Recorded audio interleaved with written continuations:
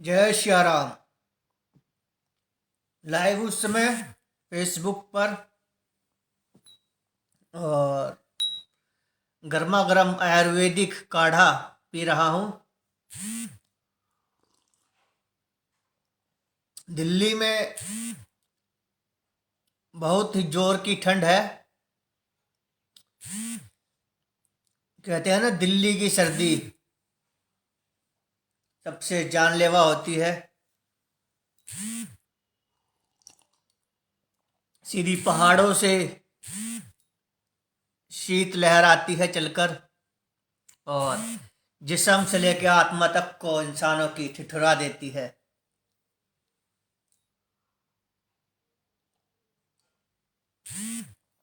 जब हम यूजिंग में होते हैं, नशा, ड्रग्स, शराब, इंजेक्शन, जितना भी गंदा नशा आप सोच सकते हैं, उसको हम यूज में होते हैं, तब हमारी पर्सनैलिटी कुछ और होती है। परंतु एक समय आता है कि गिने चुने उस परम पिता के संतानों पर, उस परम पिता के चुने हुए बंदों की कृपा दृष्टि पड़ती है और वह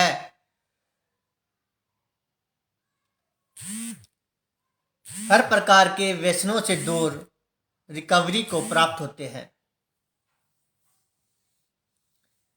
एक साया बदल जाता है। ऐसा ही एक मनोवैज्ञानिक रचना, जिस समय मैं मनोविज्ञान की पढ़ाई कर रहा था और सेकंड ईयर में था। सेकंड ईयर मनोविज्ञान में बहुत कड़ा हमारा सब्जेक्ट था। उस दौरान मुझे बहुत से विचार आते थे, लेकिन वो अचेतन मन में थे। और जिस दौरान मैं आईएएस का एग्ज़ाम दे चुका था और सेकंड अटैम्प्ट की तैयारी कर रहा था, उस दौरान मैंने उन एहसासों को कोरे कागज पर उतेरने का प्रयास किया। उस समय आधी बेहोशी थी, सारा दिन पढ़ता रहता था और बिना किसी एडिटिंग के ही मैंने वो प्रथम प्रकाशित पुस्तक एहसास में छपवा दी थी। और उसी स्वरूप में आज आपके सामने मैं प्रस्तुत करने का एक प्रयास करूंगा। मैं कोई घमंड नहीं दिखा रहा हूँ कि मैंने मनोविज्ञान भी पढ़ा है, मैंने आईएएस का एग्ज़ाम दिया है, भारत के number 1 institute university Jain TV से मैंने मास्टर्स मास कम्युनिकेशन की भी शिक्षा ली है, या मैं 25 वर्षों से नशा मुक्ति के मार्ग पे चल रहा हूँ, सैकड़ों व्यक्तियों की काउंसलिंग कर चुका हूँ, या हजारों मैंने रचनाएं रच दी है, बहुत सी पुस्तकें लिख दी है। ऐसा नहीं है। ये केवल एक एहसास है जिन्हें मैं काफ़ी दिनों से चाह रहा था कि आप तक पहुंचा पाऊँ। मनोविज्ञान है, इसमें समझ में आए तो मुझे भी समझाना। कई बार मैं अपना लिखा हुआ मनोविज्ञान खुद भी नहीं समझ पाता हूँ।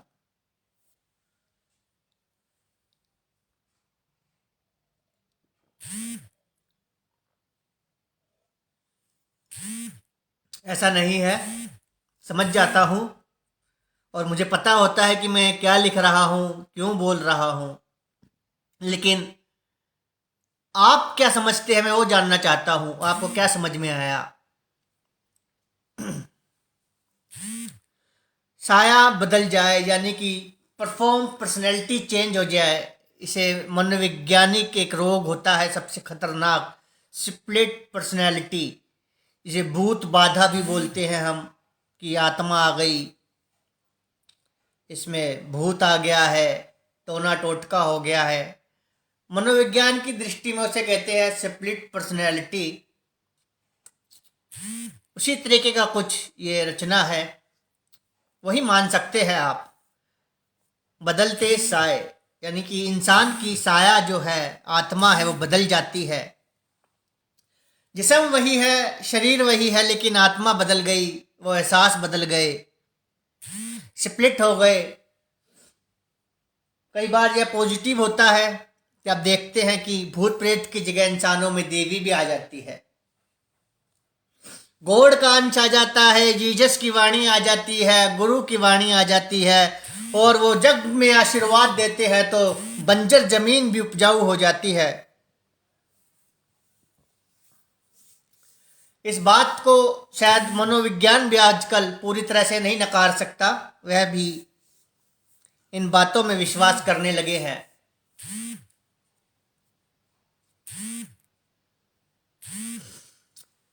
ऐसा क्यों लगता है मुझको किसी मासूम की बेरुखी, बेरुखी मीन्स नाराजगी कह सकते हैं आप, कुछ ऐसा मनमुटाव हो जाता है, इस प्रकार से आप बेरुखी का मतलब ले सकते हैं। ऐसा क्यों लगता है मुझको किसी मासूम की बेरुखी मुझको सताएगी, किसी मासूम की बेरुखी मुझको सताएगी। ऐसा क्यों लगता है मुझको अपने कत्ल की सजा खुद मुझको ही मिल जाएगी। यहाँ मैं खुद को आत्मसात कर रहा हूँ, अपने आत्मसात करने की बात कह रहा हूँ। खुद को साधे जग सधे, अपने आप को साध लीजिए, जग सज जाता है। और अभी आपने फॉलो शेयर नहीं किया है तो कर दीजिए, जिससे अधिक लोग आपके जो फ्रेंड सर्कल में है, जानने वाले हैं, वह भी जुड़ सके और इन सब वार्ता का लाभ उनको भी प्राप्त हो जाए। ऐसा क्यों लगता है मुझको किसी मासूम की बेरुखी मुझको सताएगी। ऐसा क्यों लगता है मुझको अपने कत्ल की सजा खुद मुझको ही मिल जाएगी। यानी किसी मासूम की बात हो रही है। कौन है वो मासूम जिसकी बेरुखी मुझको सताएगी। आपको किसी की कोई बात परेशान करती है तो वो आपके लिए खास हो जाता है। हर ऐरा गैरा की बेरुखी आपको नहीं सताएगी। ऐसा क्यों लगता है मुझको अपने कत्ल की सजा खुद मुझको ही मिल जाएगी। यानी किसी और का कत्ल नहीं, यहाँ कत्ल किया है अपने एहसासों का, उस कत्ल की बात कर रहा हूँ। ये ऐसा कत्ल जो आपने खुद किया है, अपने एहसासों का, अपनी पर्सनैलिटी का, और उसकी सजा अब आपको मिल जाएगी। ऐसा क्यों लगता है मुझको यह तन्हाई मुझको बहुत रुलाएगी।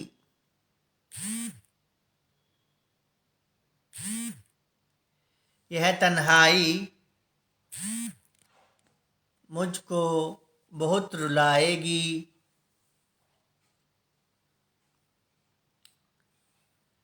क्या कोई रोशनी अब मेरे जीवन में भी आ पाएगी। वो पूछ रहा है कि क्या अब कोई रोशनी मेरे जीवन में आ पाएगी। क्यों मैंने अपने ही मासूम साए को मिटाने की कोशिश की थी। क्यों कई बार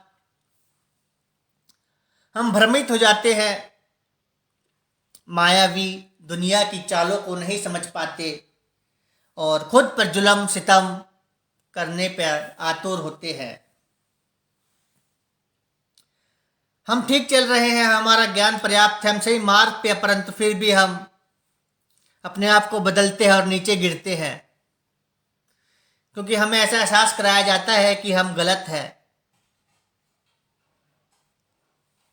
क्यों मैंने अपने ही सितमगर को रिझाने की कोशिश की थी। ये थोड़ा साउंड आ रहा है, पड़ोस में कुछ लेबर वर्क हो रहा है मकान वगैरह का। तो मैं बता रहा था कि मैंने क्यों अपने ही सितमगर को रिझाने की कोशिश की थी। ऐसा लगता है मुझको कि अपने ही मासूम साए को मिटा दिया। जो कभी मेरे अंदर एक मासूम पर्सनैलिटी थी, उसका मैंने दमन किया, हनन किया और कत्ल कर दिया।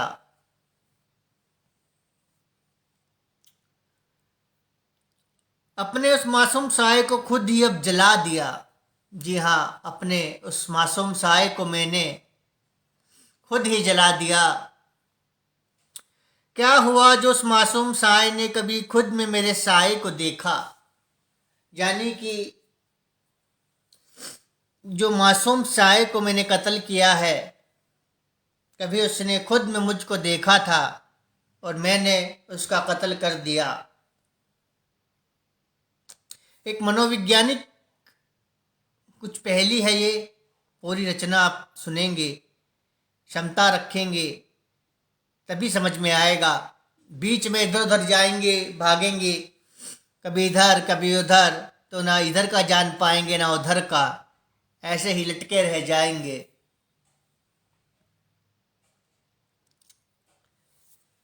क्या हुआ जो उस मासूम साए ने कभी खुद में मेरे साए को देखा।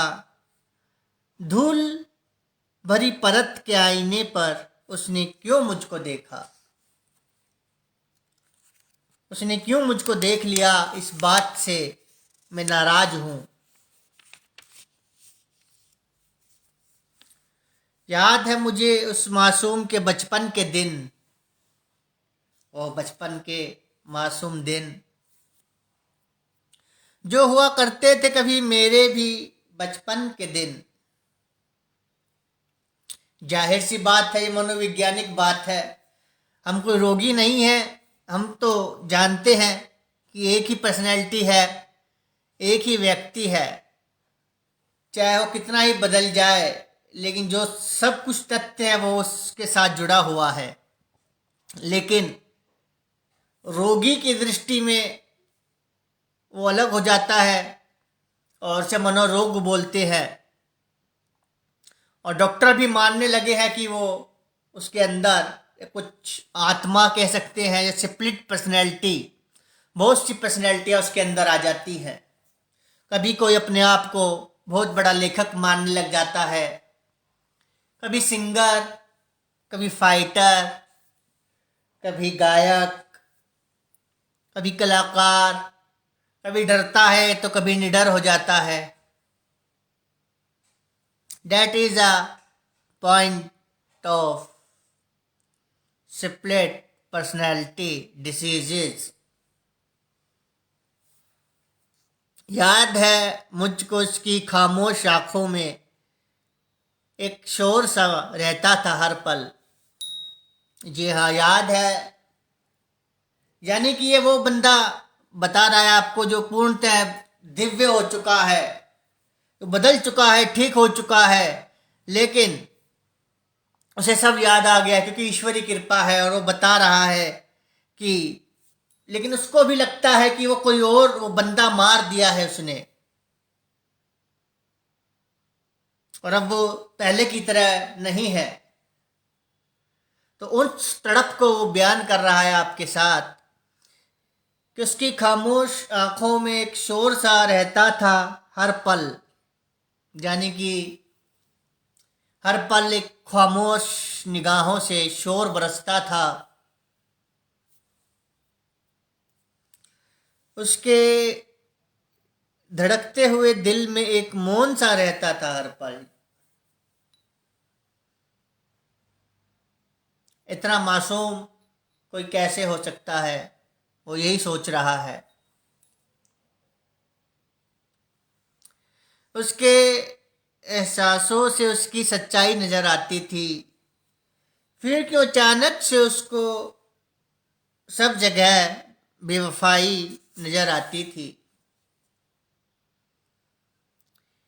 ये बात तो वही जाने, लेकिन वो पूछ रहा है कि ऐसा क्यों उसको लगता था, क्यों वह खामोश नजरों में तूफान को लिए फिरता था। क्या उसका भी कोई साथी बनेगा, अक्सर वह यही सोचा करता था। यानी कि वो तन्हा था, अकेला था, मौन रहता था, खामोश निगाहों में तूफान को लिए हर जगह फिरता था। और उसने खुद में मुझको देख लिया तो मैंने उसका कत्ल कर दिया।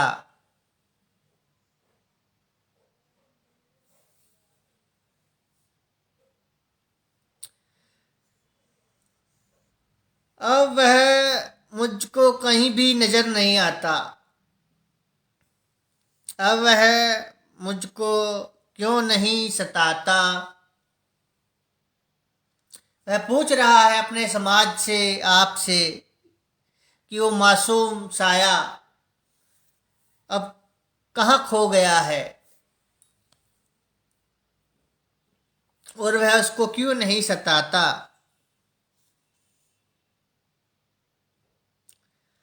ऐसा लगता है, ऐसा क्यों लगता है मुझको कि मैंने उसका कत्ल कर डाला। ऐसा क्यों लगता है मुझको कि मार के उस मासूम को मैंने खुद को जिंदा कर डाला।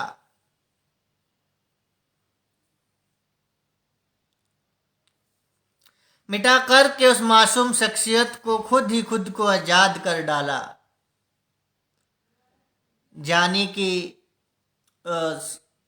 मासूम सी जो शख्सियत थी उस व्यक्ति की, उसको उसने मार दिया है, कत्ल कर दिया है, और अब वह बदल गया है।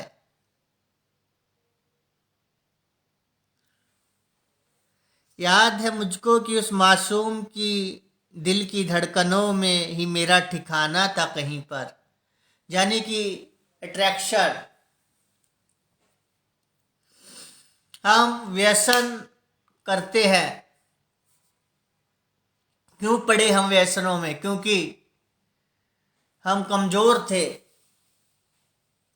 और ऐसे व्यक्तियों की तरफ अट्रैक्शन रहते थे जो स्मोकिंग करते हैं, ड्रिंकिंग करते हैं और उनके तरह बनना चाहते थे।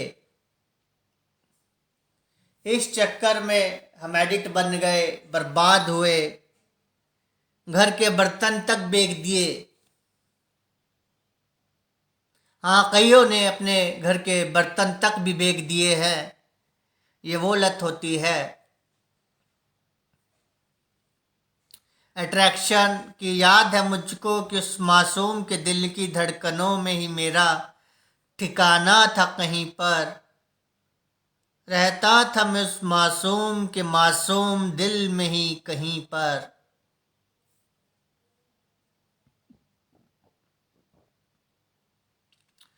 अक्सर वह एक साये को क्यों मिटाने की कोशिश करता अचानक से, फिर क्यों कुछ सोच के वह रुक जाता।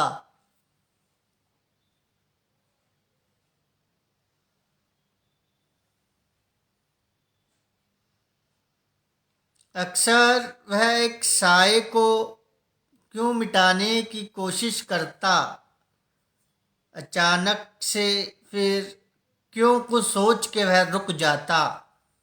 यानी कि वो मासूम भी किसी का नेगेटिव जो उसके अंदर या कुछ ऐसा दिखता था उसको मारना चाहता था, उस पर्सनैलिटी को कत्ल करना चाहता था, उसे खामोश कर देना चाहता था।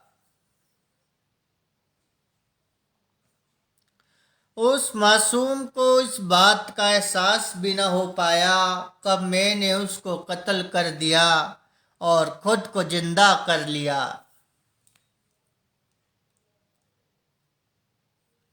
जानी कि वो इतना मासूम था कि उसको पता भी न चलने दिया कि कब उसका कत्ल कर दिया और उसके अंदर खुद को जिंदा कर लिया।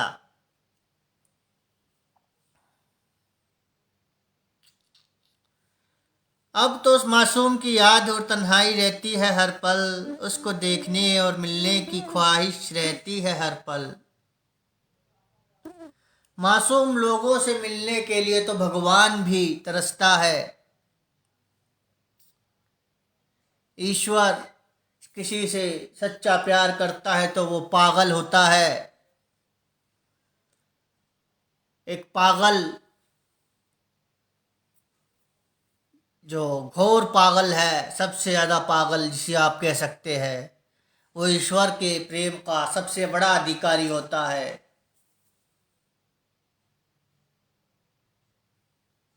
उससे बड़ा तो कोई भाड़े से बड़ा भगत भी नहीं है कि जो ईश्वर की कृपा का पात्र हो। ईश्वर ने किसी से प्यार किया है तो वो पागल है।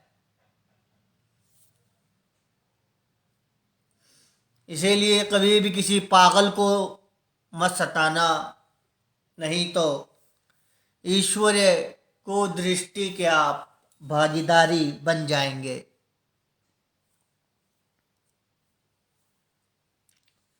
तकदीर या किस्मत का खेल निराला नजर आता है। पहले मैं था जहां पर अब वह नजर आता है। That is a split personality जो बदल जाती है। आज ये पर्सनैलिटी हावी है और ये साइड में है तो ये वहाँ दिख रहा है। फिर ये पर्सनैलिटी हावी होती है तो ये उसमें शरीर में दिखता है और ये बाहर नजर आता है। इसे कहते हैं स्प्लिट पर्सनैलिटी, मल्टीपल पर्सनैलिटी। कौन सा कंट्री थी कोई ऐसी, ऑस्ट्रियन पता नहीं कौन सी कंट्री थी, वहाँ एक महिला में 24 पर्सनैलिटी आई थी। अमेरिका में भी एक महिला थी जिसके अंदर 37 पर्सनैलिटी थी। और न्यूजीलैंड था कौन था, उसमें एक पेशेंट के अंदर 127 से ज़्यादा पर्सनैलिटियाँ आती थी। चमत्कार कह सकते हैं इसको आप।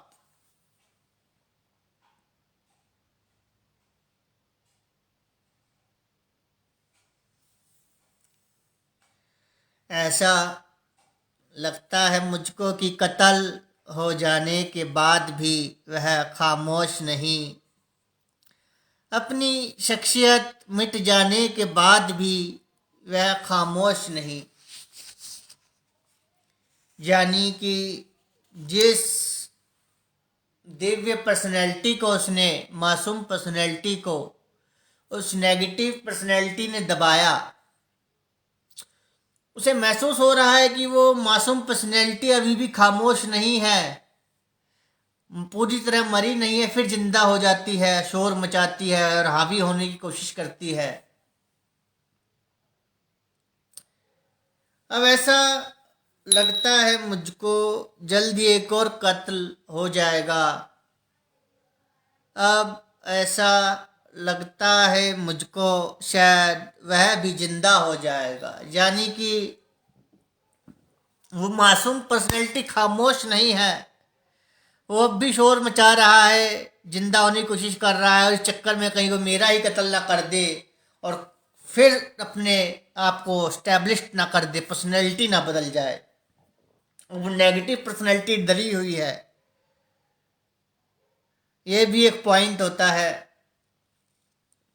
अब तो हर समय में यही प्रार्थना करता हूँ उसको उसके मकसद में सफलता मिल जाए, उसको उसकी अपनी खोई हुई धड़कनें फिर से मिल जाए।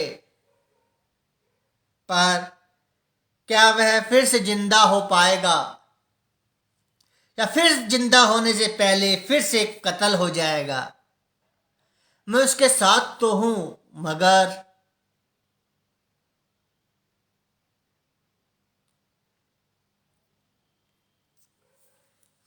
यह एक मनोवैज्ञानिक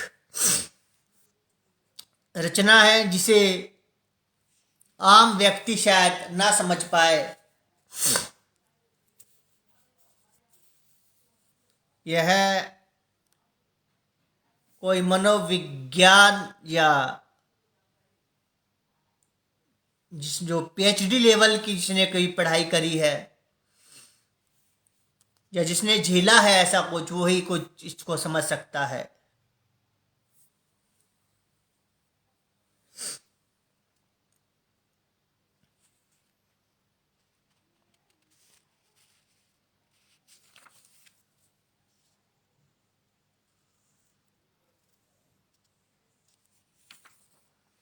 अनजानी राह और छूटते राही।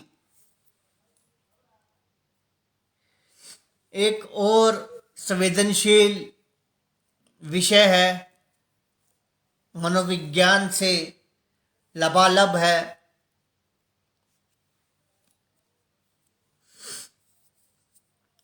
और जिसको काव्य के रूप में ही मैंने रचा है, लिखा है।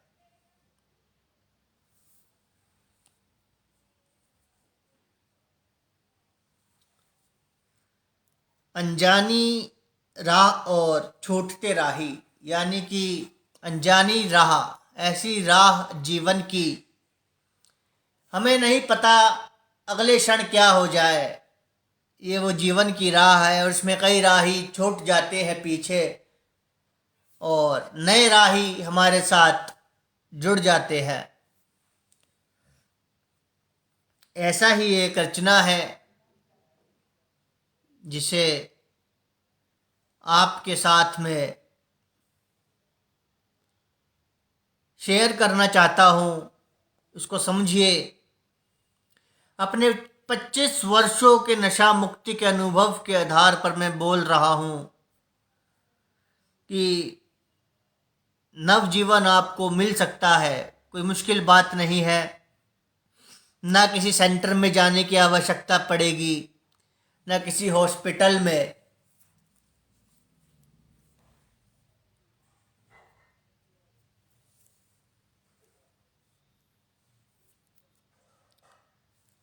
इस जीवन में जिंदगी के हादसे तो बहुत दिख जाते हैं, मगर उन हादसों के पीछे की सच्चाई न जाने क्यों नजर नहीं आती। यह जीवन ऐसा खेल है, ऐसा युद्ध है जिसमें कई हादसे हो जाते हैं, परंतु उन सभी हादसों के पीछे की सच्चाई हमको नजर नहीं आती। कुछ लोग वफादार होते हुए भी करते हैं मुझसे बेवफाई, पर पता नहीं क्यों मुझे उनमें बेवफाई नजर नहीं आती। कहते हैं दिल चंगा तो कटौती में गंगा, ऐसा कुछ मुहावरा है। आप ठीक तो सब ठीक, इसीलिए खुद को आप सही रख सकते हैं। अपनी गारंटी लीजिए। अपने आप को आपको ठीक रखना है। आप अपनी गारंटी ले सकते हैं, किसी अन्य व्यक्ति की गारंटी आप नहीं ले सकते।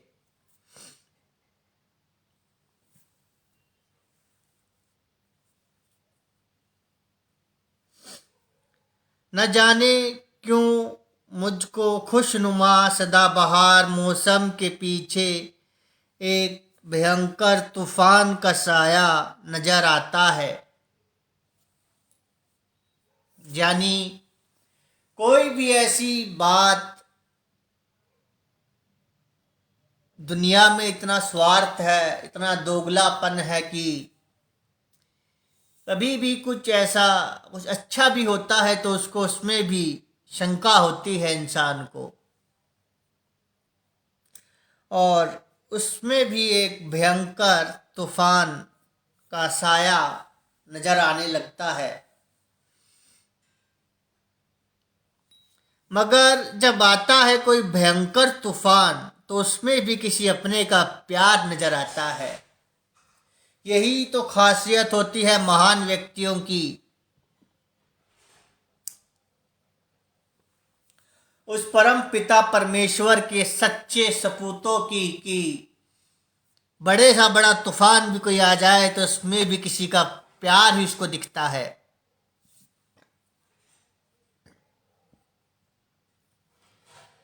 चहकते हुए पक्षियों की चहचहाहट में भी एक शांति सी छा जाती है,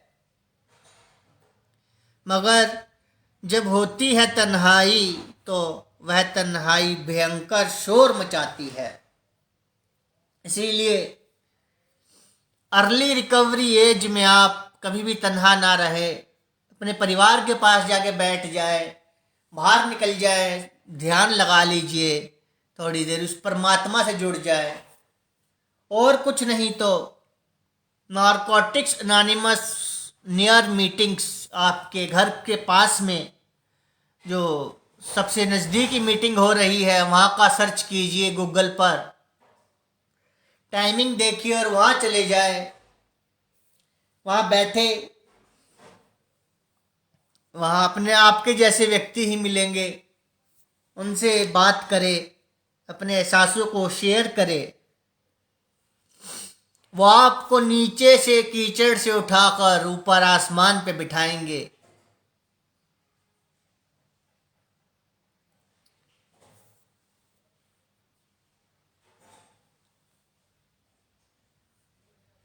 रेगिस्तान बियाबान में भी पुष्प खिलाने की तमन्ना रखता हूँ, रूठे हुए जो अपने उनसे मनाने की तमन्ना रखता हूँ। जाने कि आपने कितना ही व्यसन किया है, 36 प्रकार का ड्रग्स, हीरोइन, इंजेक्शन, डोडे, हर प्रकार का गंदा नशा अपने चाहे कितना ही बंजर हो चुके हैं, वहाँ भी एक प्यार की फूंक से रिकवरी का पुष्प खिल जाएगा। ये मेरा दावा है, लिख कर देता हूँ।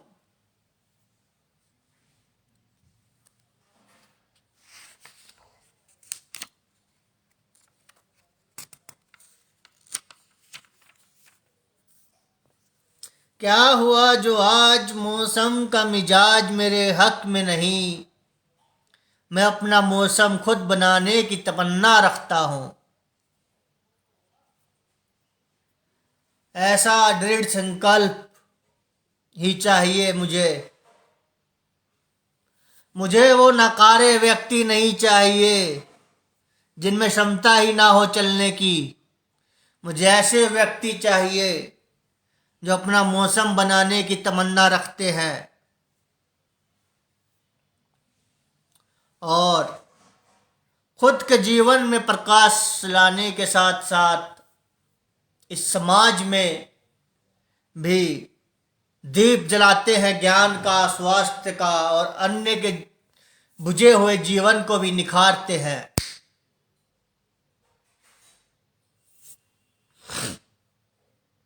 यह फर्क नहीं पड़ता कि आप किस लेवल के हैं, मजदूर हैं, रिक्शा चलाते हैं, चाय बेचते हैं, या अरबपति है, मर्सिडीज में चलते हैं, इस बात से इस कार्यक्रम को कोई फर्क नहीं पड़ता।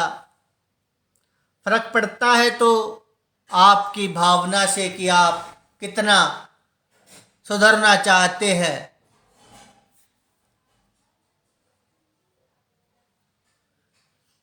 लोग कहते हैं कि वक्त के साथ हरे घाव भी भर जाते हैं, मगर जब वक्त के साथ साथ घाव और भी गहरा हो जाता है तो ऐसा प्रतीत होता है मुझको कि शायद घाव तो भर गया है, फिर क्यों उस घाव का निशान मुझको अब और भी गहरा नजर आता है। यानी कि ये वो दर्द है जिसे आपको, ये वो सत्य है जिसको आपको स्वीकारना होगा। ऐसा नहीं है कि आज आपने नशा छोड़ दिया और सब कुछ ठीक हो गया, जब 20 साल 30 साल 50 साल बाद आप सोचेंगे कि बहुत कुछ हो गया। ऐसा नहीं है। इन दर्दों को संभाल के रखना होगा और इन जहर से आपको दवाई बनानी होगी और दवाई से अन्य पीड़ितों का इलाज करना होगा, तब जाकर अंतिम श्वास तक आपको यह युद्ध लड़ना है। सांस जिस दिन छूट जाएगा जिस्म से, उस दिन यह युद्ध भी खत्म हो जाएगा।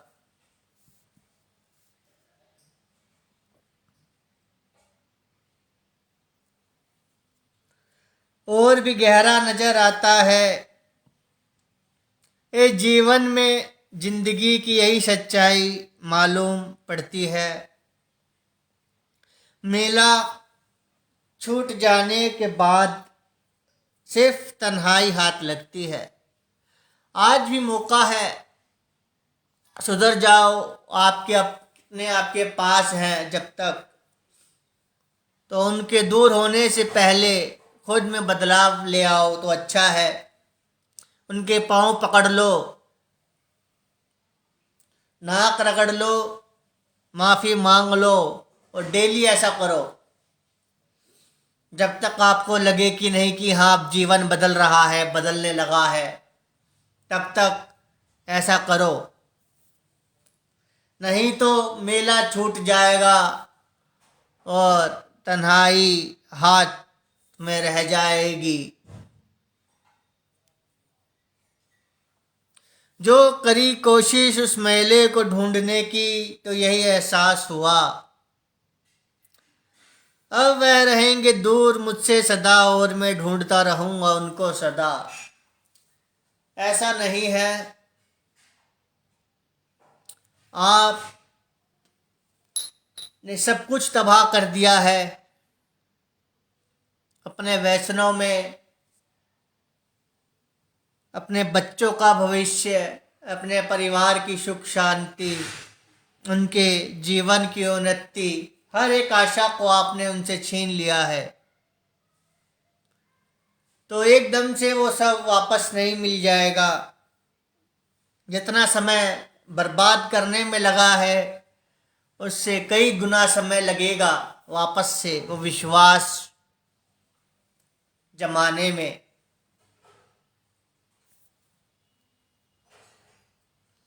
फिर भी वह लोग दिख तो जाते हैं इन आँखों से, मगर अब वह मुझको क्यों पहचान नहीं पाते। जो आपको ना पहचान पाए उनसे अलग ही रहे तो अच्छा है।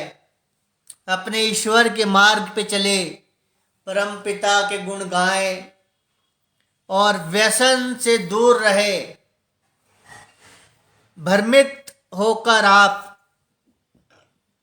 अपने साथ अपने परिवार का भी विनाश करते हैं, इस समाज का विनाश करते हैं और सबसे ज़्यादा अपने खुद का विनाश करते हैं।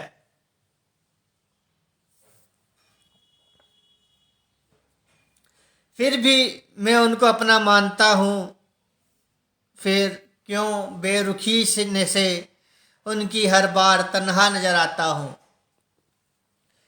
ऐसा ही होता है। We are emotional pupils, we are addicts and addicts are emotional fools। हम जो नशेबाज व्यक्ति होते हैं, जो एडिक्ट होते हैं, वो बहुत ही भावनात्मक होते हैं। हमसे ज़्यादा इमोशनल शायद ही कोई संसार में हो। जो एक्टिव एडिशन कर रहा है, सेवन कर रहा है, उसकी बात नहीं कर रहा हूँ मैं। उसे तो पता ही नहीं है कुछ।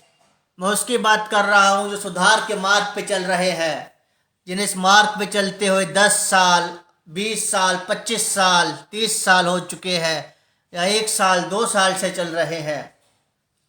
मैं उन व्यक्तियों की बात कर रहा हूँ। जैसे जैसे ये समय सीमा बढ़ती है हम और इमोशनल हो जाते हैं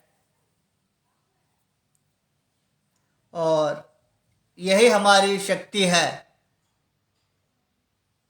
इसी शक्ति से हम बच सकते हैं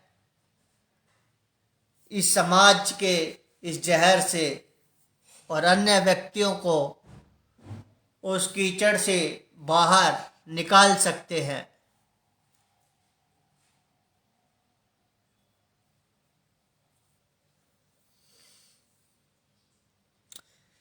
फिर क्यों उनकी बेरुखी से उनकी हर बार तन्हा नजर आता हूँ। फिर क्यों बेरुखी से उनकी हर बार तन्हा नजर आता हूँ। अक्सर मैं किसी फंक्शन में कभी जाता नहीं वैसे तो, पर कभी जाता हूँ तो बहुत से ऐसे लोग ड्रिंक करते हैं और मुझे दिखा दिखा के ड्रिंक करेंगे। उन्हें पता है कि मैं सुधार के मार्ग का यात्री हूँ, मेरा जीवन बदल चुका है और मैं इन चीज़ों से बहुत दूर हूँ, परंतु वो अपनी बेरुखी को ऐसे दिखलाते हैं और मैं सोचता हूँ कि हे मेरे परम पिता, उन पर रहम कर, उनके परिवार पर, उनके बच्चों पर अपनी कुदृष्टि से दूर रख, उन्हें भी सद्बुद्धि का ज्ञान दे। और बहुत से ऐसे व्यक्ति मित्र यूजिंग काल के वो सोचते हैं कि शायद मैं आज भी यूज़र हूँ, फिर वो बोलते हैं आज पी नहीं रखी, लेकिन जब उन्हें पता चलता है कि इन्होंने इतनी पुस्तकें लिखी है, इतना कुछ रचना लिखा है, masters mass communication Jain TV से स्टडी, दिल्ली यूनिवर्सिटी से स्टडी कर रखी है और इतने साल से इस मार्ग पर हैं, फिर वो कान पकड़ते हैं और कहते गुरुजी क्षमा कर दीजिए। तो मैं तब भी यही कहता हूँ कि मैं कहा ओम तत्सत, परम पिता तुम पे अपनी कृपा बनाए।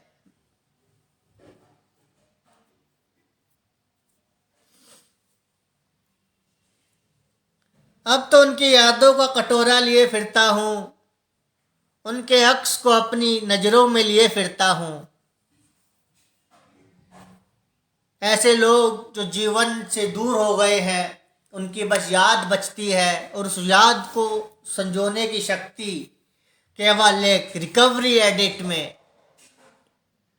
ड्रग एडिक्ट या एडिक्ट में की बात नहीं कर रहा हूँ, रिकवरी एडिक्ट, जो रिकवरी का जिसको नशा है।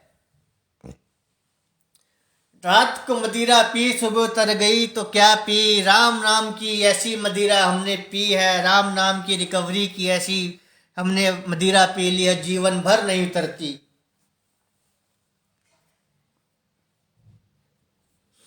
उनके अक्स को अपनी नजरों में लिए फिरता हूँ।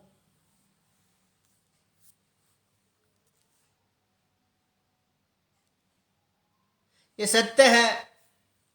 We are emotional fools people. हम वाक्य में बहुत बड़े भावनात्मक रूप से इमोशनल होते हैं। कभी तो किसी अपने को मेरी भी तलाश आएगी, ढूंढ लेगा वह भी मुझको और उसको भी मेरी याद आएगी। यानी ऐसा शिष्य, ऐसा सच्चा शिष्य जिसे मेरी याद आएगी, जो तड़पेगा कि गुरु मुझे भी अपना आशीर्वाद दीजिए, मेरे परिवार पे आशीर्वाद दीजिए, मेरे बच्चों को आशीष दीजिए और हमें इस नर्कपूर्ण जीवन से जो वैष्णव ने आग लगा रखी है हर ओर, उससे मुक्ति दिला दीजिए।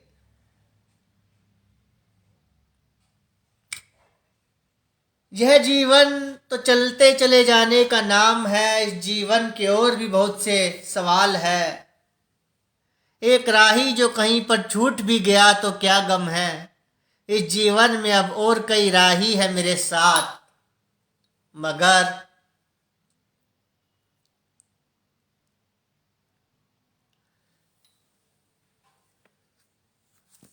यहाँ मगर का मतलब है कि जिस प्रकार से एक सच्चे शिष्य को एक सच्चे गुरु की तलाश रहती है, उसी प्रकार एक गुरु को भी अपने सच्चे शिष्य की तलाश रहती है।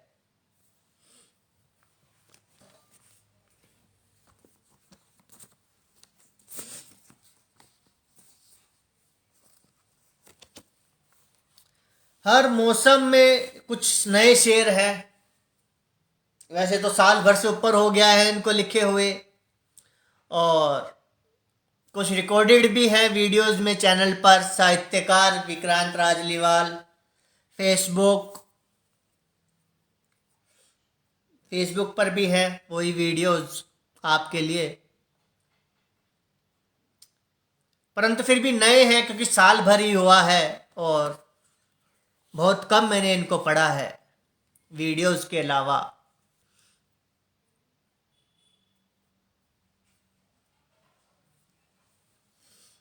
हर मौसम में प्रेम और हर वृक्ष की छाँव, पंछी है जितने भी नीले अंबर में, उन सब से उनका प्यार लूंगा मैं। समझिए यहाँ बात को मैं क्या कहना चाह रहा हूं कि हर मौसम में प्रेम और हर वृक्ष की छाँव, यानी जितने भी मौसम है सब में प्रेम, अपनापन, एक भाईचारा और दिव्यता होनी चाहिए। और हर वृक्ष की छाँव, जितने भी बुजुर्ग हैं, जितने भी ज्ञानी जन हैं, उन सब का आशीर्वाद, उनकी छाँव, उनका सानिध्य। पंछी है जितने भी नीले अंबर में, उन सब से उनका प्यार लूंगा मैं। यानी कि जो भी मेरी शरण में आना चाहता है, मेरे शिष्य, जितने भी व्यक्तियों का मैंने इलाज किया है, जिनको भी मैंने आशीर्वाद दिया है, उन सब से उनका प्यार लूंगा मैं। रग रग में समाई है रब की मोहब्बत, इस जिस्म की हर रग में, हर एक रग रग में, जितनी भी आप रग कह सकते हैं, नब्ज, उन सब में उस रब की, परम पिता की मोहब्बत है, आशीष है। हर प्राणी से इसलिए मोहब्बत करूंगा मैं, इसीलिए हर प्राणी से नफरत नहीं, सिर्फ मोहब्बत करूंगा मैं। बहुत ही सच्चा शेर है ये, किसी मुशायरे के शायर का शेर नहीं है। ये मुशायरे के आप नकली शायर जिन्हें वाह वाह वाह वाह करते हैं, देखते हैं, ये वो शेर नहीं है। ये रब के बंदे का, नशा मुक्ति के मार्ग पर चलने वाले उस परम पिता की संतान के द्वारा लिखा गया शेर है, जिसको सुनने मात्र से ही आपके सारे पाप दूर हो जाते हैं।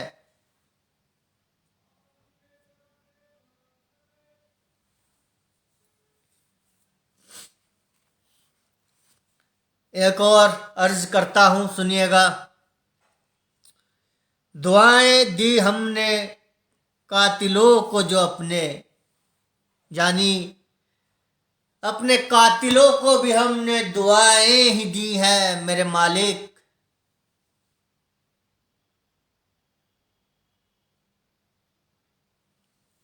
दुआएं दी हमने कातिलों को जो अपने, छलक गए आंसू नम हुई उनकी जो पत्थर आंखें।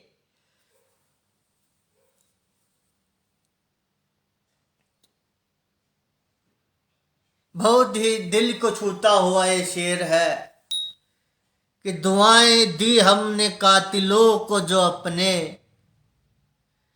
तो उनकी छलक गए आंसू, नम हुई उनकी जो पत्थर आंखें। आप अपने किसी कातिल को भी, दुश्मन को भी, बैरी को भी अगर दुआ देते हैं तो उसकी आंख से आंसू छलक जाते हैं और उसकी पत्थर आंखें नम हो जाती है। कत्ल मासूम एहसासों का हो जाने पर दुआ हमने दी कातिलों को अपने। अगला पैराग्राफ है ये कि कत्ल मासूम एहसासों का हो जाने पर दुआ हमने दी है, हमने फिर भी दुआ दी है कातिलों को अपने।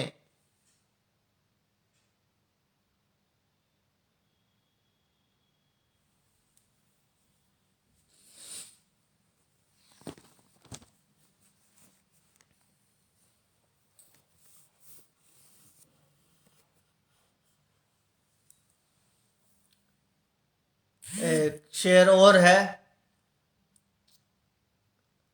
कासिद कहते हैं खत ले जाने वाला जो मैसेंजर हुआ करता था पहले राजा के दरबार में, ऐसे मैसेंजर कासिद होते थे। कसीद कहते थे, कसीद खत लेकर जाते थे भागते हुए घोड़े पर बैठकर, और जिस व्यक्ति के लिए खत लिखा जाता था उसको देकर आते थे, बदले में पारितोषिक जो उनकी सैलरी बंदी होती थी। कुछ तो था खत महबूब में, कुछ तो था खत महबूब में, यानी महबूब का जो खत था उसमें कुछ तो था, ऐसा कुछ तो था। कुछ तो था खत महबूब में जो कसीद का सर काट दिया खत के जवाब में उसके महबूब ने। यानी कि जो कसीद खत लेकर गया था अपने महबूब का, उसके महबूब के लिए, उसमें कुछ तो ऐसा था कि उसके महबूब ने पढ़ने के बाद उस कसीद का सर काट दिया।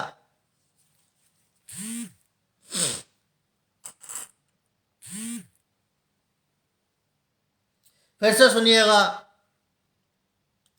कुछ तो था खत महबूब में जो कसीद का सर काट दिया खत के जवाब में उसके महबूब ने।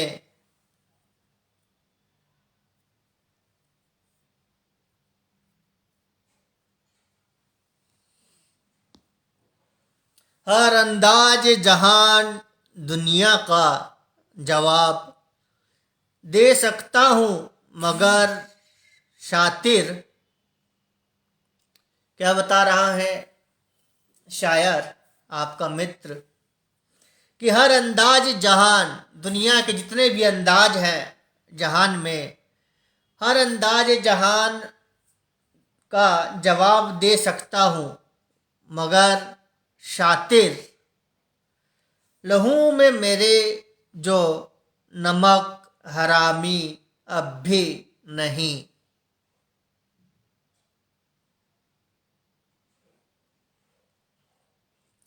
हमारे लहू में भारतीयता का जो खून है उसमें नमक हरामी नहीं होती, नहीं तो हर अंदाज जहान दुनिया का जवाब हम भी देना जानते हैं।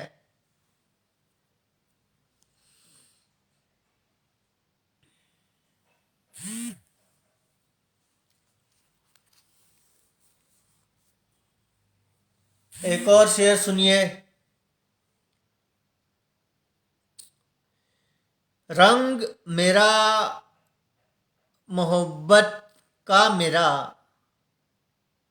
और भी गहरा होता गया,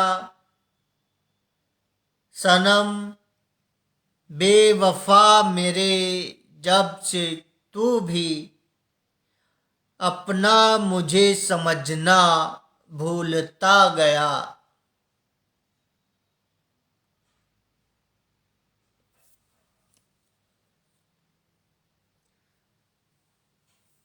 हर घर न सुलग जाए उनका, घर न सुलग जाए उनका, ये सोच लोग हाथ सेक रहे थे जलते घर पर मेरे। जलते घर को खाक होने से पहले ही उठ उठ कर जाने लगे।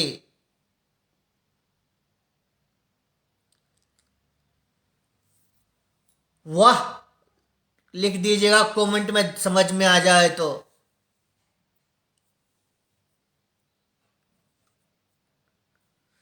दुआएं दी हमने फिर भी अपने कातिलों को, कि कत्ल जो करके जा रहे हो तुम हमारा, वो लोग उठ उठ कर जाने लगे।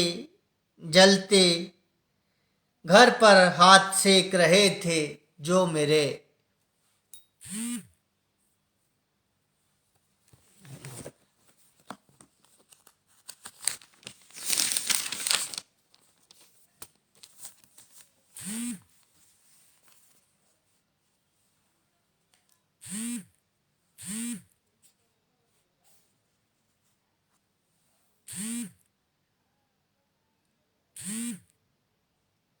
एक शेर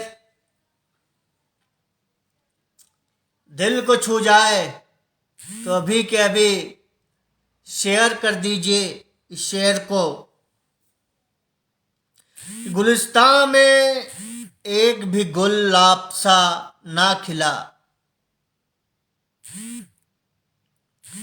गुलिस्तां में एक भी गुल आपसा ना खिला। हम ढूंढते रहे और ढूंढते रहे।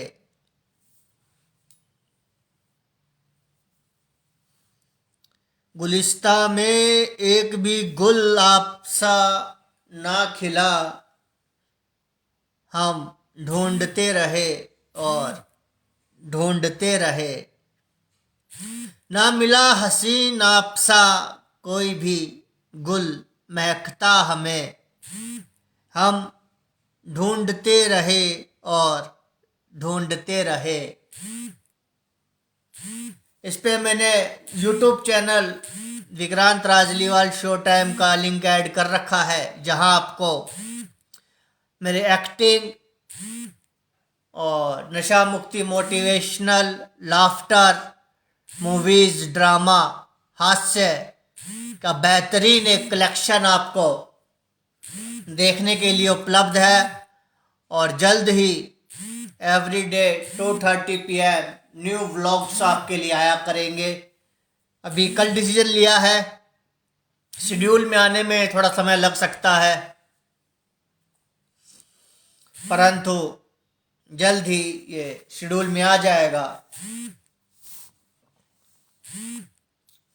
कि नाजुकी लबों की उसके जैसे पंखुड़ी गुलाब की सी, नाजुकी लबों की उसके जैसे पंखुड़ी गुलाब की सी।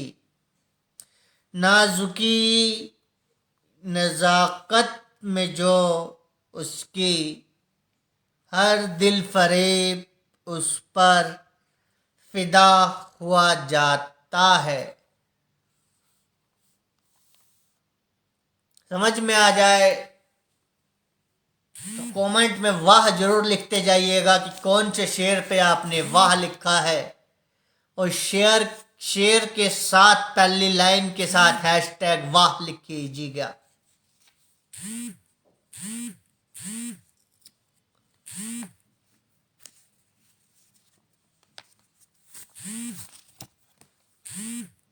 ना हुआ पर ना हुआ अंदाज हम सा हमें मालूम।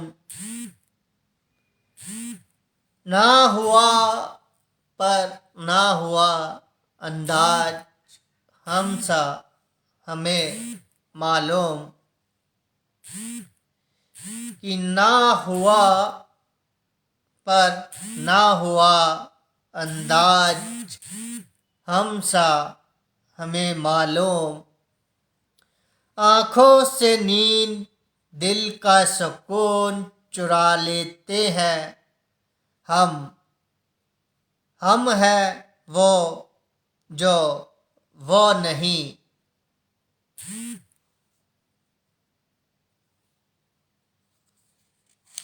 ये शेर किसी मुशायरे में नहीं मिलेंगे आपको। ये तो दिल के शेर हैं, दिल से निकले हर दिल तक पहुंच जाए तो वाह कर दीजिएगा। जिंदगी में किसी को खुशी के पल नहीं मिले, गम मिले तो सितम झोलियां भर भर के मिले।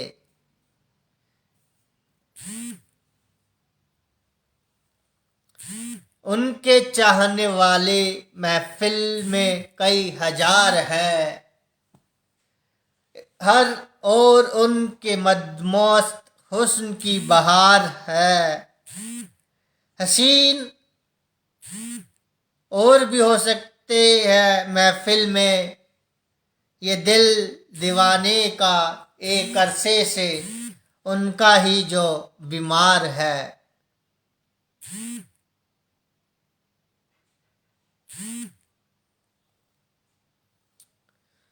हुसन हुसन है उसका जैसे जलता हुआ अंगार। यानी कि ये सच्चा जो इश्क है उसके यहाँ ये बात कर रहा हूँ मैं। ऐसा हुस्न जो जलता हुआ अंगार के समान आपको दिख रहा है। एक हुस्न है उसका जैसे जलता हुआ अंगार, सुलग उठते हैं दिल देख कर करीब से उसको। हुस्न उसका जैसे जलता हुआ कोई अंगार। इम्तिहान जिंदगी का यूं कुछ इस कदर बर्बाद हुआ, ना पूछा गया कोई सवाल, ना जवाब ना हमसे कोई सुना गया। तेरी दोस्ती पर मुझे आज भी उतना ही यकीन है जितना तेरा वो इशारा,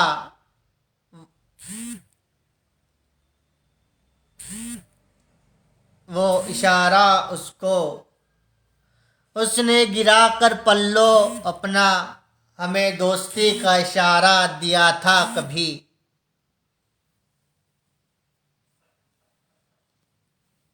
उसका लगन हो गया, वो चली भी गई गाड़ी में बैठकर। हम खड़े थे जहां वहां आज भी खड़े हैं, उसका इंतजार लिए हुए ए दोस्त।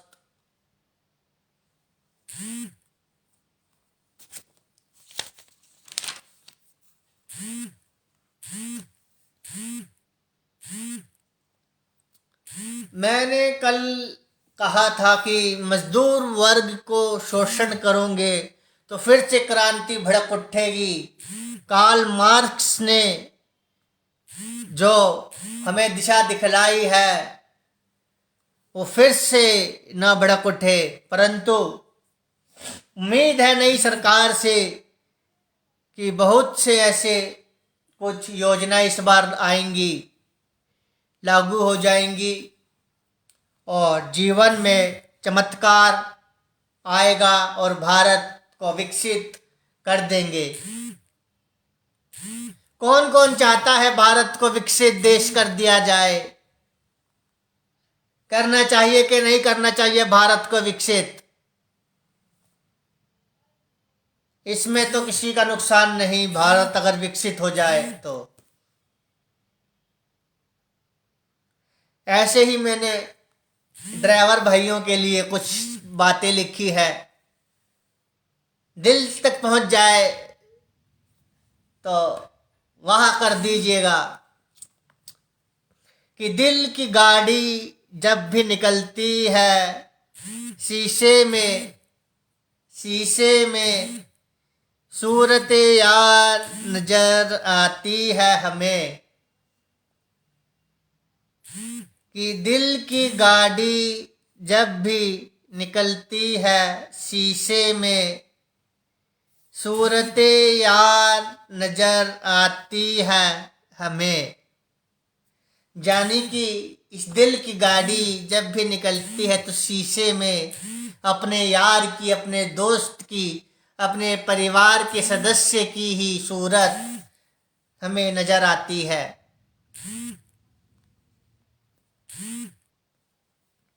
चलाते हैं गाड़ी बिठाकर जब भी सवारी, चलाते हैं गाड़ी बिठाकर जब भी सवारी, एक जिम्मेवारी होती है।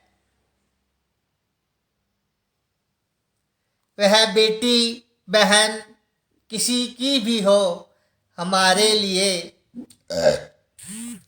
लिए वो हमारे परिवार की तरह एक जिम्मेदारी होती है।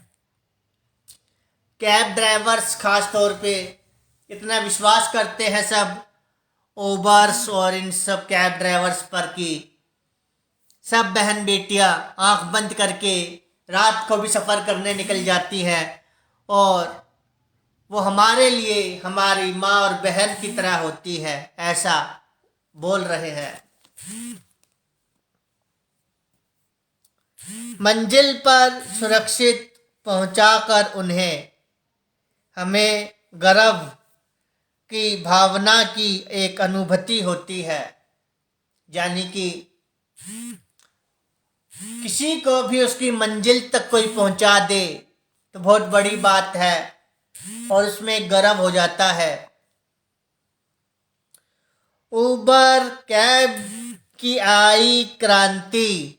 जी हाँ, भारत जैसे देश में भी उबर जैसे फर्स्ट क्लास जो कंपनी है वो अपनी सर्विस दे रही है। बहुत बड़ी बात है कि भारत वाकई में विकसित हो रहा है कि उबर कैब की आई क्रांति।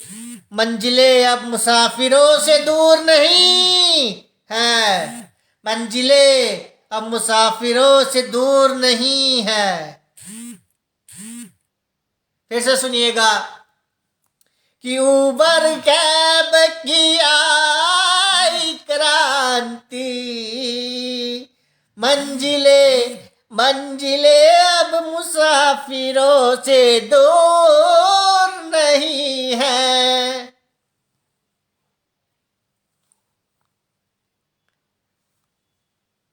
निखारा है मुझे कुछ इस तरह से वक्त ने, जलाया हो भट्टी में जैसे कुम्हार ने मिट्टी को।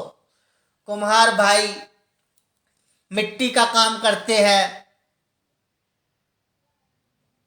मुझको निखारा है मुझे कुछ इस तरह से वक्त ने, जलाया हो भट्टी में जैसे कुम्हार ने मिट्टी को। हर बात के कहते हो, हर बात के कहते हो आपकी यह बात नहीं है। हर बात के कहते हो आपके ये बात नहीं है। क्या हमारी किसी भी बात के सामने आपकी कोई औकात नहीं है? आप हर बात को नकारते हैं, एक्सेप्ट नहीं कर पाते। ऐसा ना हो। ऐसे बहुत से व्यक्तियों से मिलता हूँ जो ऐसे हो जाते हैं, तो उनके खास तौर पे मैंने एक बात बोला है मैंने कि भरी आह हमने जब भरे बाजार या तन्हाई, शोर उठा बेइंतहा हो गए हम बदनाम। कि भरी आह हमने जब भरे बाजार या तन्हाई, शोर उठा शोर बेइंतहा और हो गए हम बदनाम। दूसरे कातिल ने कत्ल जब किया हमारा, ये जहान खामोश था और खामोश ही रहा।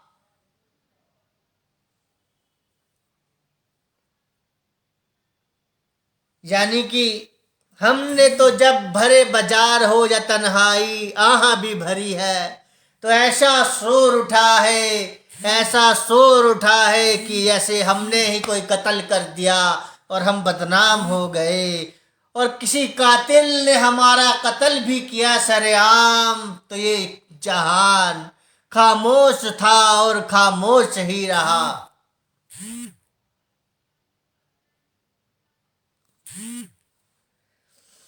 इश्क की तबीयत मोहब्बत से भरी है, मोहब्बत से, उस रब की मोहब्बत से, उस मेरे परम पिता के प्रेम, परम पिता की मोहब्बत से भरी है,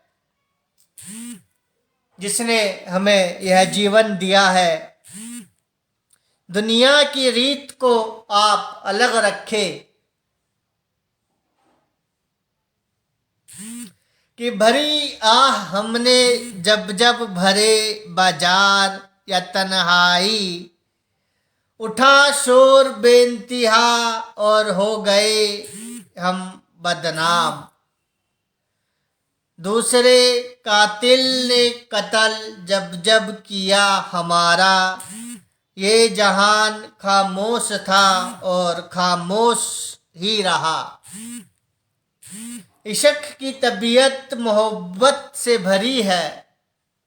हमारा इश्क तो नशा मुक्ति है, परम पिता की प्रार्थनाएं हैं, और इस समाज में लाफ्टर, अभिनय, व्यायाम, फिटनेस के जरिए, मनोविज्ञान के जरिए चमत्कार करना है, नशा मुक्ति का चमत्कार। और हमारा इश्क की तबीयत जो है वो मोहब्बत से भरी है, उस परम पिता की मोहब्बत, मेरे रब की मोहब्बत, मेरे जीसस की वाणी, अल्लाह की वाणी, रब की वाणी, गुरु की वाणी। दुनिया की रीत को अलग रखे। मुसाफिर हूँ इस जहान का, मैं मालिक नहीं हूँ। मुसाफिर हूँ इस जहान का, मैं मालिक नहीं हूँ। रौनक है बाजार में बहुत, पर मैं कोई खरीदार नहीं हूँ। यानी कि ये जहान, ये पूरा संसार एक बाजार है, और मैं इसका एक मुसाफिर हूँ, कोई मालिक नहीं हूँ। और इस बाजार में बहुत रौनक है, परंतु मैं कोई खरीदार नहीं हूँ।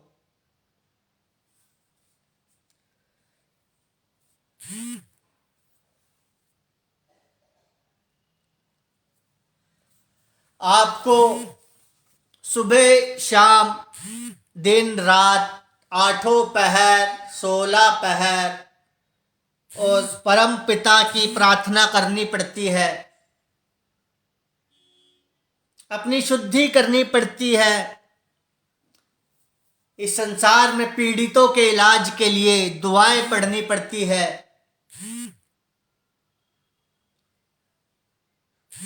और उनको जीवन में कुछ राह मिल सके, इसके लिए आप प्रयत्नशील रहते हैं। आपने अभी तक कितना कुछ सीखा है, कितना जाना है, और कौन सी वीडियोस आपने बनाई, किन टॉपिकों पे अभी तक आप वीडियो बना चुके हैं, वो सब मुझे कमेंट में लिखिएगा।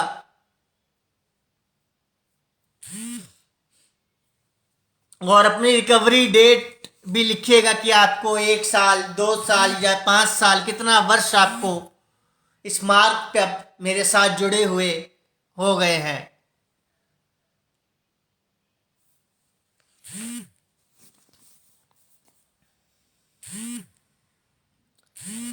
शर्मो हया से सर अपना झुका कर मुस्कुरा देना, झुकी निगाहों को थोड़ा सा उठाकर इस जहां पर बिजली गिरा देना। बहुत आसान है हसीनाओं के लिए हम जैसे आशिकों के दिल धड़का कर अपना दीवाना बना देना।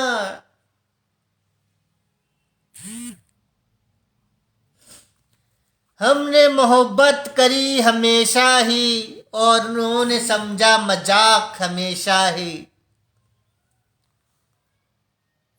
मजहब है मेरा मोहब्बत महबूब और वतन से करना,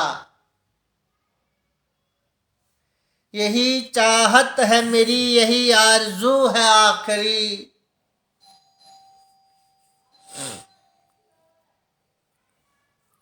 कोई किसी की याद में मर नहीं जाता, वरना हमारा तो कोई महबूब जिंदा ही ना होता।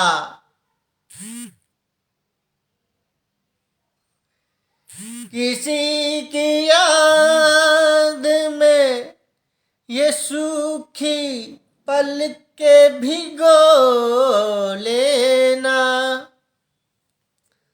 उदास तन्हा रातों में रो लेना।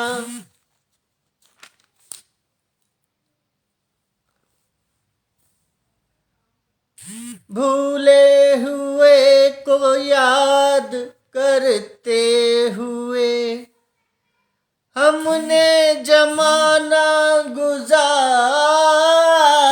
दिया,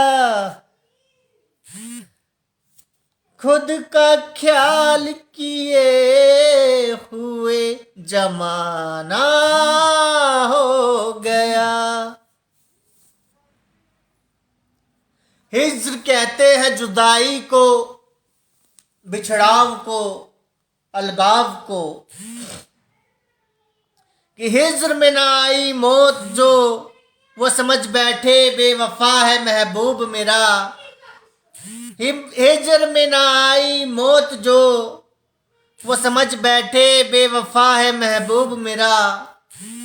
बदलते जमाने से बदल जाए जो वो हम नहीं, बदला है जमाना हमने गुजरते वक्त के साथ। मोहब्बत की सेवक ने जमा के की,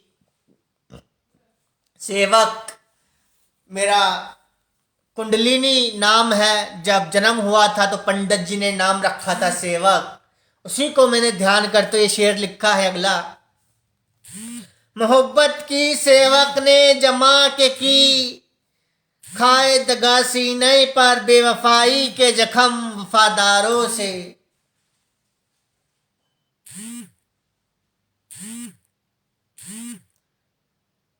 हर सूरत होती नहीं मोहब्बत के काबिल, जो काबिल है उन्हें कभी मोहब्बत नहीं मिली। शेर तो इतने हैं कि दिन रात आपको सुनाता रहूं, पढ़ता रहूं, ये सिलसिला यूं ही चलता रहे। परंतु इन सब का मुद्दा यही है कि नशा मुक्ति का मार्ग कोई इतना भी बोरियत से भरा नहीं है। यहाँ भरपूर मनोरंजन है, स्वास्थ्य है, आशा है, उम्मीद है, नवजीवन की शक्ति है, ऊर्जा है। बस कुछ ऐसे व्यक्तियों का साथ आपको चाहिए जो इस शक्ति को जानते हैं और इस मार्ग को अपने गुरुजनों के आशीष से, परमपिता की कृपा से साध कर आज भी सक्रिय है।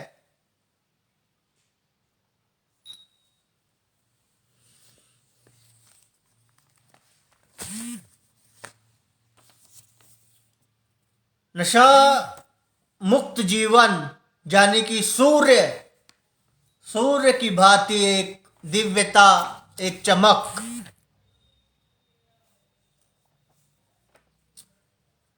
जीवन को जगाना है,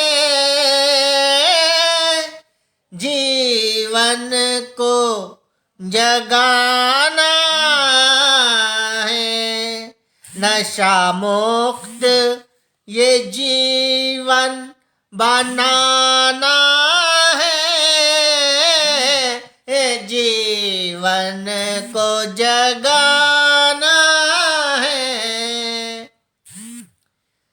प्रत्येक दिन, प्रत्येक क्षण मुझको अब यही गीत गुनगुनाना है, जीवन को जगाना है। जीवन हमारा मार्ग है, ये गुरु चेले का मार्ग होता है। जिस प्रकार से अखाड़ों में गुरु शिष्य को सिखलाता है, उसी प्रकार से नशा मुक्ति का मार्ग भी गुरु शिष्य का ही मार्ग है। और डॉक्टर और पेशेंट का जो रिश्ता होता है ऐसा भी है। शिष्य कोई कोई बन पाता है, कोई कोई गुरु का रूप धारण कर पाता है। जीवन की हर बाधा को कर पार, विजय तिलक मस्तक पर लगाना है, जीवन ये जीवन को जगाना है। कि बोल रहा है वो, बहुत रो लिया, बहुत मर मर कर जी लिया, अब ऊंची उड़ान जीवन रूप पंछी को उड़ाना है, उड़ाना है पंछी की तरह, उड़ते जाना है। मर मर कर भी अब परिवार का खोया सम्मान दिलाना है, जिस सम्मान को आपने 2 घूंट मूत पीकर, नाली में लौटकर, गटर में गिरकर और कूड़े दान में सोकर जो कलंक लगाया है, उसको मरकर भी अब अपने परिवार का खोया सम्मान दिलाना है, जीवन को चमकाना है, नशा मुक्त ये जीवन बनाना है। खुद को गोरिल्ला से भी शक्तिशाली बन जाएंगे आप। जब नशा नहीं करेंगे तो जाहिर सी बात है कि हनुमान की तरह, गोरिल्ला की तरह ताकत बढ़ती जाएगी शरीर में, और दिमाग तेज होता जाएगा, सेविंग बढ़ेगी, बच्चों में संस्कार आएंगे और जीवन जलेगा, आंख से आंसू भी आएंगे, परंतु वो आंसू होंगे खुशी के, उन्नति के। समय लगेगा, आशीर्वाद लीजिए, डेली वीडियोस देखिए, पुरानी व्लॉग्स को सुनिए। साइकोलॉजी गुरु विक्रांत राजलीवाल और Vikrant Rajliwal muscle mind set पर व्यायाम कीजिए। विक्रांत राजलीवाल शो टाइम पे हंसिए, लाफ्टर, और साहित्यकार विक्रांत राजलीवाल पर साहित्य का गोता लगाए कि जीना है, जीना है, जीना है, जीना है, जीना है, जीना है, मुझको नशा मुक्त जीवन ये सूर्य भांति चमकाना है, सूर्य की भांति ये जीवन को चमकाना है। इससे बड़ी कोई बात नहीं, कोई शक्ति नहीं है, कोई भक्ति नहीं है। लिख कर देता हूं, दावा है मेरा,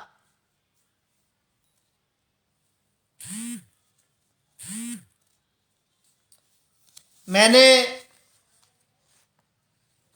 थोड़े दिन पहले वो सुना था कहीं कि डिजिटल रेप आजकल एक चल रहा है, डिजिटल रेप। अब फिजिकल रेप की जगह डिजिटल रेप भी आ गए हैं मार्केट में, तो दिल और भी दुखता है मेरा। आंख से आंसू जो बह रहे हैं ये झूठ नहीं है, रोता हूं इन आंसुओं से मैं, ये झूठ है नहीं, दिल रो रहा है। और इस दर्द को बयान करने के लिए मैंने कुछ लिखा है कि सपनों में हर सुबह उन मासूम बच्चों की आवाज को बचाने के लिए, आवाज की दास्तान। सपनों में हर सुबह की ख्वाहिश क्यों धुल जाए दर्द की धुंध में, सपनों में हर सुबह की ख्वाहिश क्यों घुल जाए दर्द की धुंध में, बच्चियों की मासूमियत क्यों ना बच पाए इस हवस के झंझावट से।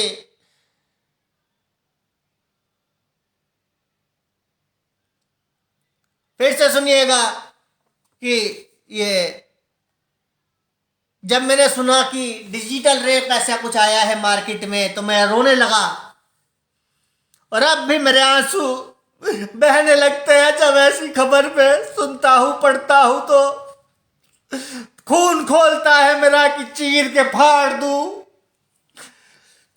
परंतु हम क्या कर सकते हैं, रो तो सकते हैं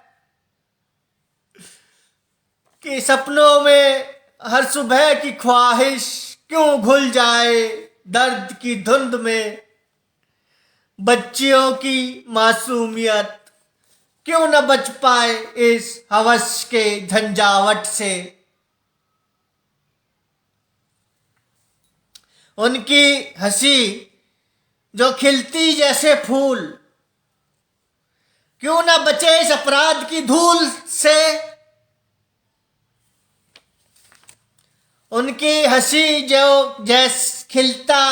खिलती जैसे फूल क्यों ना बचे इस अपराध की धूल से, क्यों हर बार उनकी आंखों में सपनों का रंग फीका पड़ जाए। अब डिजिटल रूप में भी उनको रेप कर दोगे आप।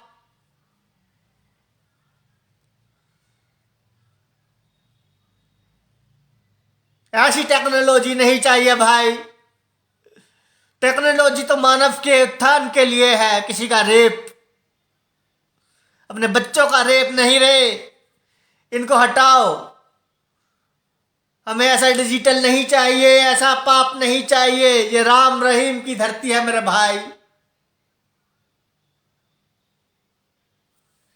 कि उनकी हंसी जो खिलती जैसे फूल क्यों ना बचे इस अपराध की धूल से, क्यों हर बार उनकी आंखों में सपनों का रंग फीका पड़ जाए।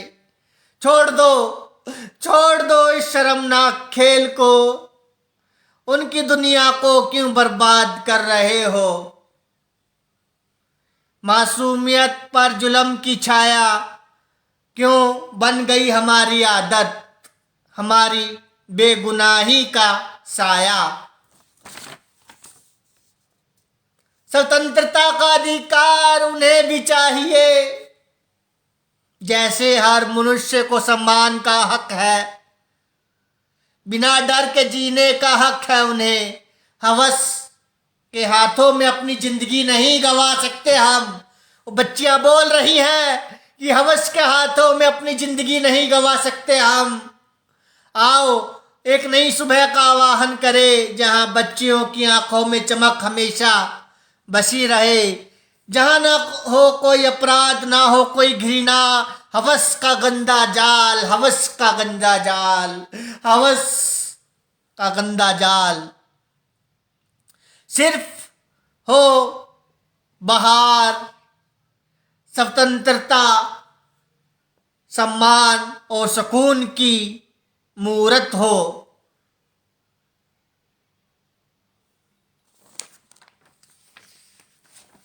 दिल रोता है मेरा, ऐसे ऐसे अपराध, ऐसे ऐसे घृणित कार्य और ज्यादातर नशे में आने के बाद भ्रमित लोग ही करते हैं।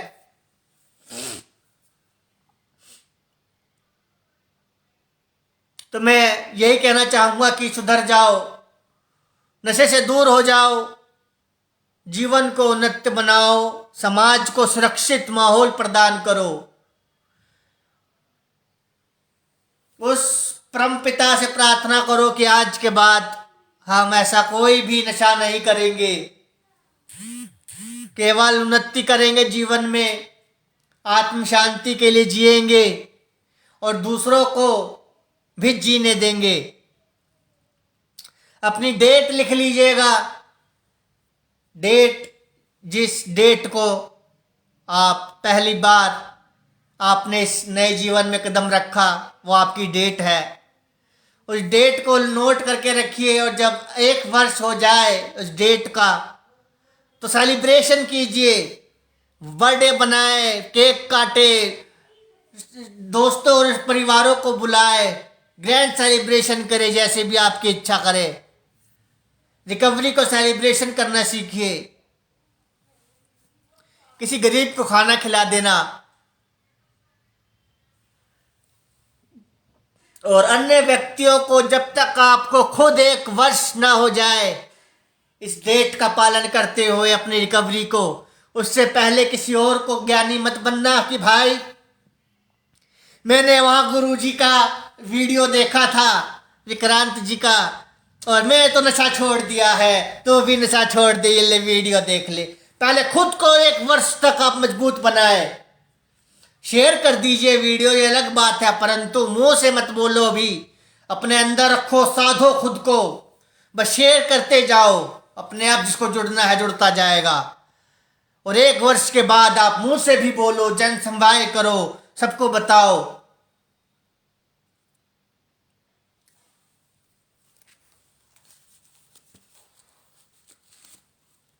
ऐसा एक रचना है कि मनोरंजन जीवन में बहुत जरूरी है। मनोरंजन नहीं होगा तो आप फिर से नशे में गिर जाएंगे, पहले से ज्यादा बर्बादी करेंगे। और नशा मुक्ति का मार्ग कोई बोरियत का मार्ग नहीं है। जीवन का रस निचोड़ना आना चाहिए, वो क्षमता अपने अंदर लाइए, ईमानदारी की, ईमानदारी का ये कार्यक्रम है। और जब आप ईमानदार होते हैं तब आप में उस परम पिता की ताकत आती है।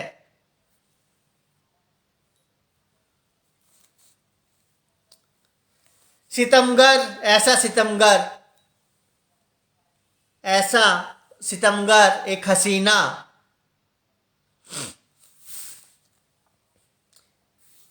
क्या बताना चाह रहा है यहाँ कि अक्सर सितमगर एक हसीना का दीदार किया करता हूँ। दीदार, दीदार मीन्स देखना, किसी को नजरों में उतार लेना, कैद कर लेना, उसको हम दीदार बोलेंगे। कि अक्सर यानी कि कभी, अक्सर यानी कि बहुत नॉर्मली बात है कि 1-2 बार नहीं, अक्सर। बहुत ही दिलचस्प रचना है, मजा आ जाएगा सुनकर। कि अक्सर सितमगर एक हसीना का दीदार किया करता हूँ। आती है पर जब वो सामने तो मुंह फेर लिया करता हूँ। यानी एक हसीना ऐसी है सितमगर है जिसको दीदार करता है, पर जब सामने आती है तो शायर अपना मुंह फेर लेता है, पीट कर लेता है उसकी ओर। देखना तो चाहता हूँ उसको मैं जी भर, मगर ना जाने उसके हाव भाव से क्यों डर जाता हूँ। जाने कि वो सितमगर है, उसके हाव भाव इतने खतरनाक लगते हैं कि वो डर जाता है, क्योंकि वो गलत है। किसी का दीदार करना ऐसे चोरी छिपे गलत बात होती है, और जब हम गलत ऐसा कुछ करते हैं तो डर आता है मन में, और जब डर आता है तो इंसान डर जाता है।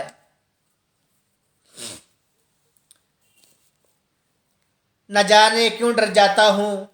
वो सितमगार हसीना की शख्सियत भी कमाल लगती है, चेहरे पर उसके हमेशा आग गुस्से की दिखती है। यानी कि उसको हमेशा उसके चेहरे पे गुस्सा नजर आता है। देखता है, दीदार करता, पर जब सामने आती है तो उसे लगता है कि गुस्सा है उसके चेहरे पर, क्योंकि वो गलत है। गुस्से की आग दिखती, आग गुस्से की दिखती है।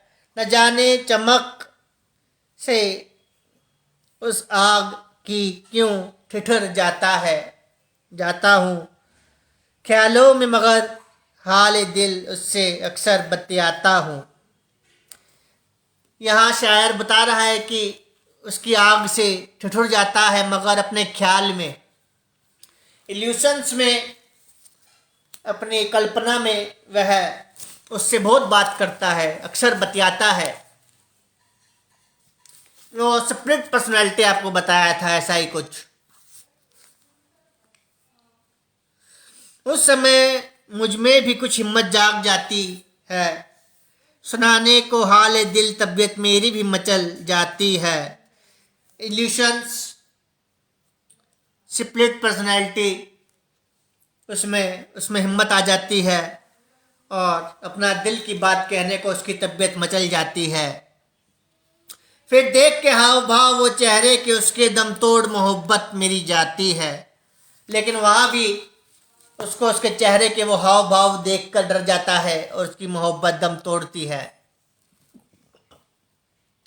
उसकी उस आग से चेहरे की यह दिल क्यों जल जाता हूँ, क्योंकि वो गलत है। किसी का दीदार करना गलत है। अक्सर करते हैं हम दीदार, बहुत से लोगों को हो जाता है कई बार दीदार जाने अनजाने, पर तो जानबूझ के किया हुआ दीदार ऐसे पाप हो जाता है। और उस आग से चेहरे की यह दिल क्यों जल जाता हूँ, क्योंकि ईश्वर की शक्ति है, ये जला देती है आत्मा भी।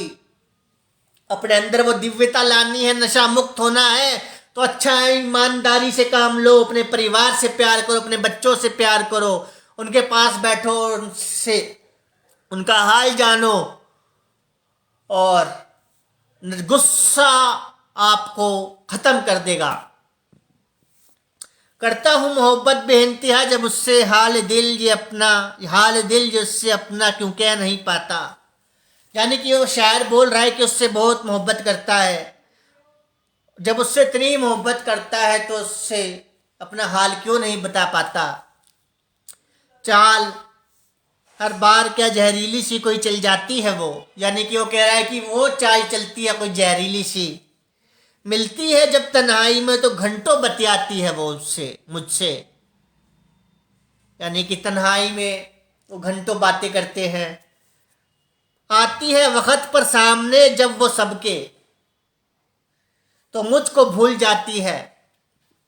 यानी कि जब आती है वक्त पर सामने वो सबके, तो उसको भूल जाती है, क्योंकि वो उस लायक नहीं है, वो क्षमता नहीं है, वो चोर है, वो पापी है, ऐसा कुछ। जख्मी ये दिल इस तरह सरे राह वो मेरा कर जाती है। वो आगे फिर बताता है कि इस तरह उसका दिल है, वो जख्मी है। दिखाकर चेहरे की आग वो अपने इस दिल पर जख्म दे जाती है। दिखाकर अपने चेहरे की आग, वो गुस्सा, वो तड़प, वो इस दिल पर जख्म दे जाती है, जख्म दे जाती है दिल पर, इस दिल पर जख्म दे जाती है।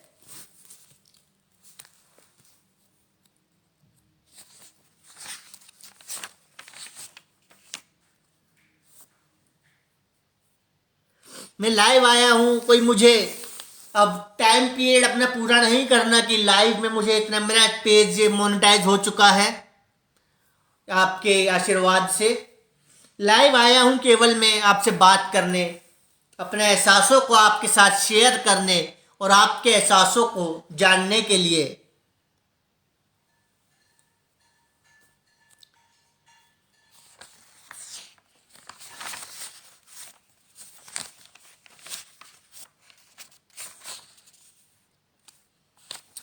एक गीत मैंने, जो मेरा पहला गीत है वो आपके सामने प्रस्तुत करना जा रहा हूँ।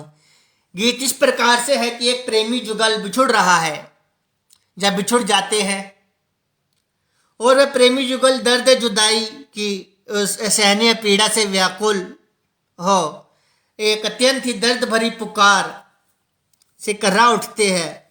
यहाँ प्रेमी अपनी प्रेमिका को याद करते हुए एक तूफानी काली घनघोर रात में एक दर्द भरी पुकार से, उन तूफानी बहती हुई प्रचंड हवाओं से, उन घनघोर काली घटाओं से अपने इस दर्द भरे विरह गीत के माध्यम से अपने प्रेम को, अपने दर्द दिल को, अपनी तड़प को अपने प्रेमिका तक पहुंचाने का प्रयास करता है कि रुक रुक रुक रुक रुक रुक ए हवा, सुन सुन सुन सुन सुन सुन तू सदा, मोहब्बत को तेरी भुला ना सकेंगे, ना जिंदा रह सकेंगे, ना हम मर सकेंगे। दर्द दिल तुझसे दुआ हम करेंगे, आईने में दिल के तुझको देखा करेंगे।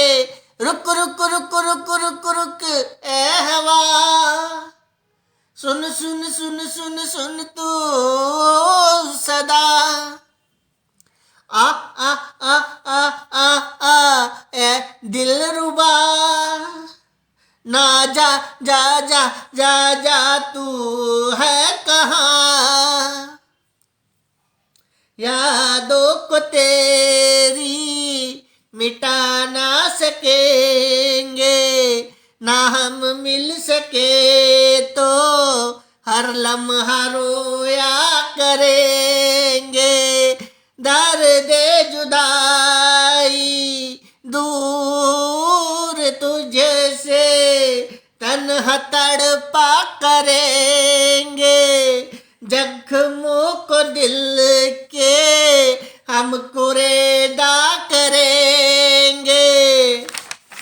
रुक रुक रुक रुक रुक रुक ए हवा, सुन सुन सुन सुन सुन तू सदा,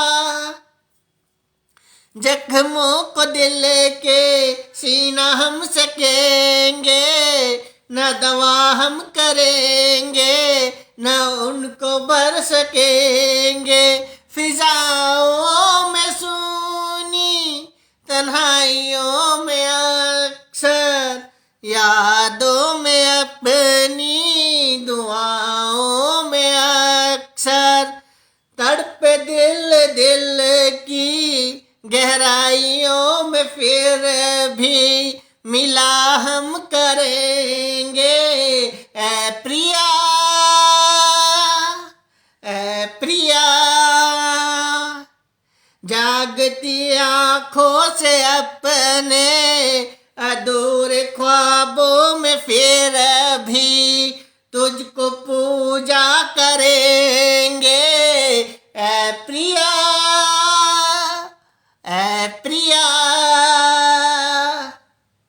रुक रुक रुक रुक रुक ऐ हवा, सुन सुन सुन सुन सुन तू सदा।